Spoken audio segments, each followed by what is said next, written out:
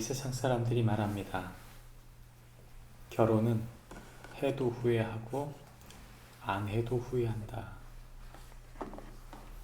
사람들이 사람의 죄인 됨을 경험하고 나서 결혼에 대해 그렇게 말하는 것이죠.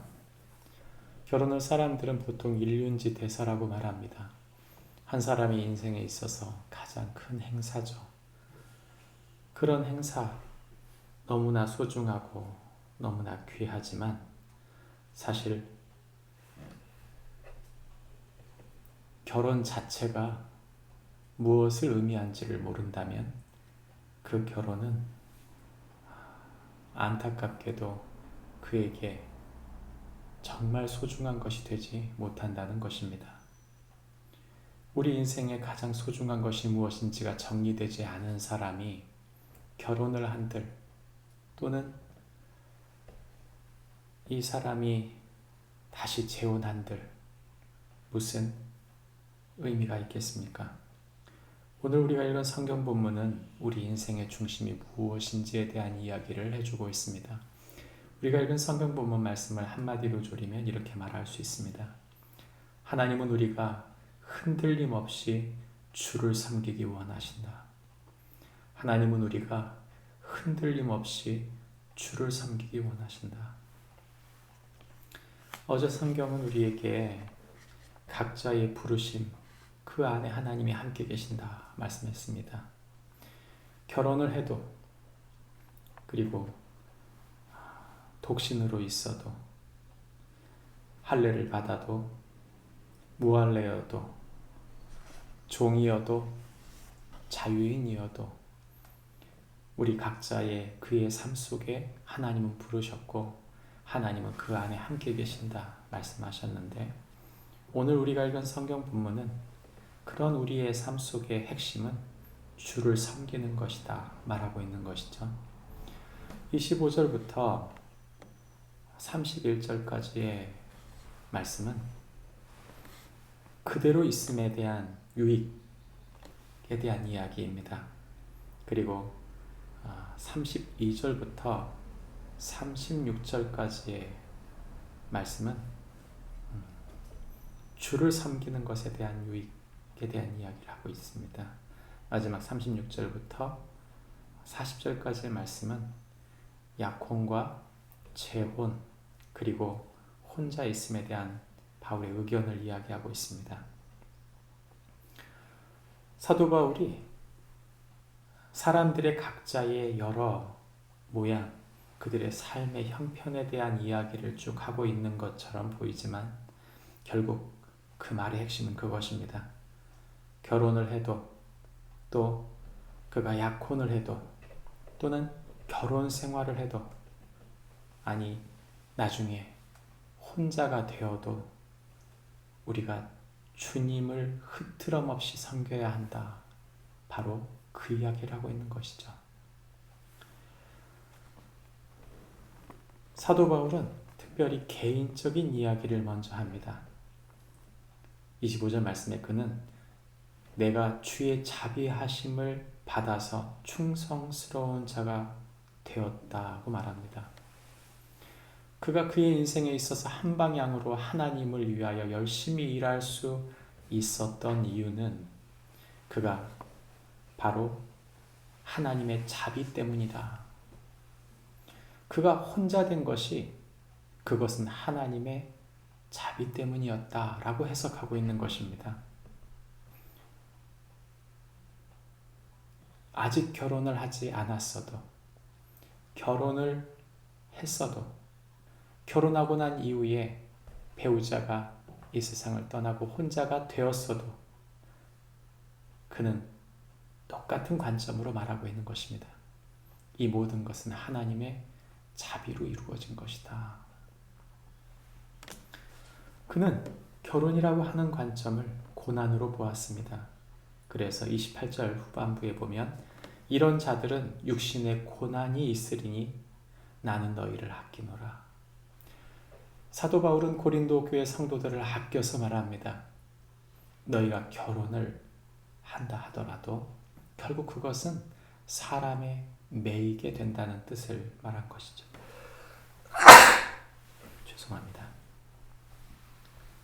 그러므로 사도 바울은 이런 매이게 되는 결혼, 그것은 결혼뿐만이 아니라고 말합니다. 29절에 보면 아내가 있는 자는 또는 우는 자들은, 기뻐하는 자들은, 물건을 쓰는 자들은 모두 없는 것 같이 하라고 말하는 것이죠. 우리가 무엇인가에 매여 있는 것처럼 살지 말고 없는 것처럼 살아라. 그 사람에 너무 매이지 말고 없는 것처럼 살아라. 경제적인 자유가 있어도 없는 것처럼, 그가 기쁜 일, 즐거운 일이 있어도 없는 것처럼, 내가 큰 무엇인가를 사업을 하여 그 일로 득을 보았어도 그것이 없는 것처럼, 심지어 배우자가 있지만 없는 것처럼 살아라. 왜냐? 성경은 31절 후반부에 이 세상의 외형은 지나가기 때문이다. 우리는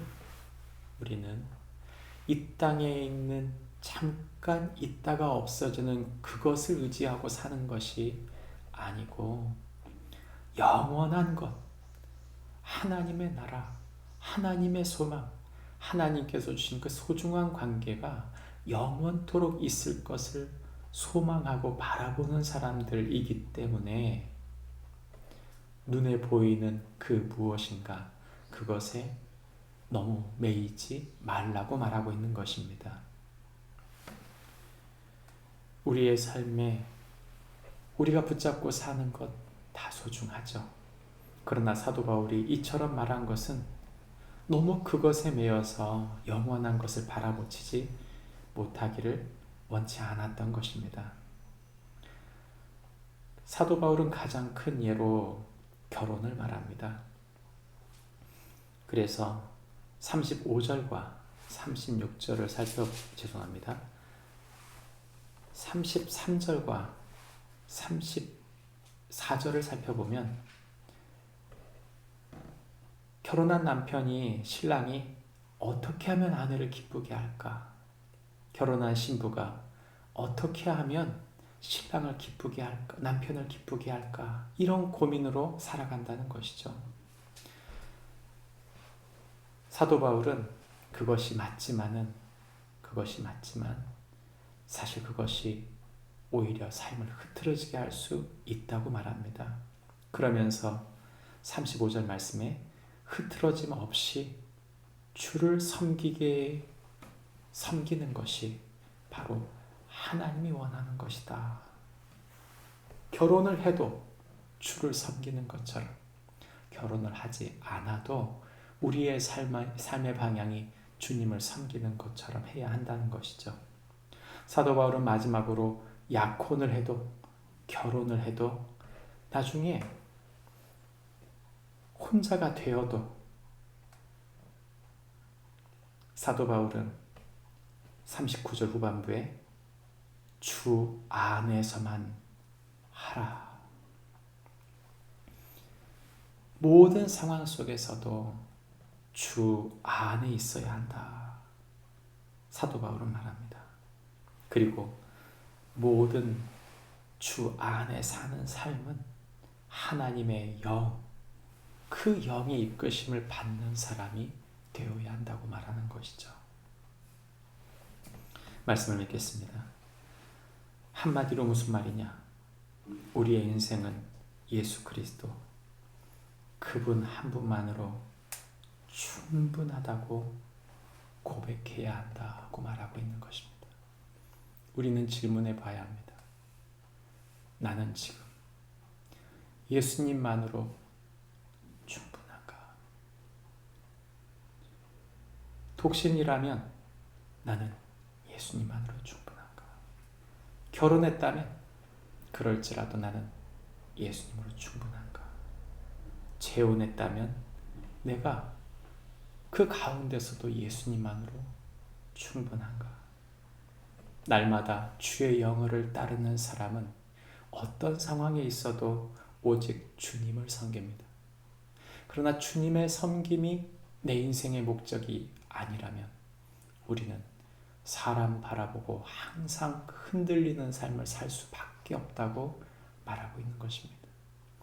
흔들림 없이 주님 오시는 날까지 영원토록 주님 바라봄으로 주님의 뜻을 우리의 삶에 힘있게 이루는 결혼 생활, 또는 홀로 된 삶, 또는 새로운 기회, 새로운 일들, 새로운 그 무엇인가를 한다 하여도 주님을 위할 줄 아는 축복이 우리 모두에게 있기를 축복합니다.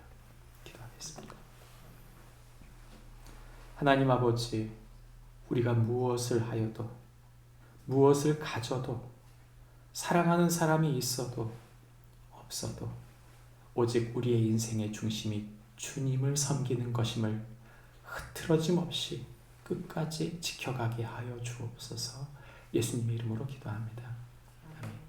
하늘에 계신 우리 아버지여, 이름이 거룩히 여김을 받으시오며 나라의 임하옵시며 뜻이 하늘에서 이룬 것 같이 땅에서도 이루어지이다. 오늘날 우리에게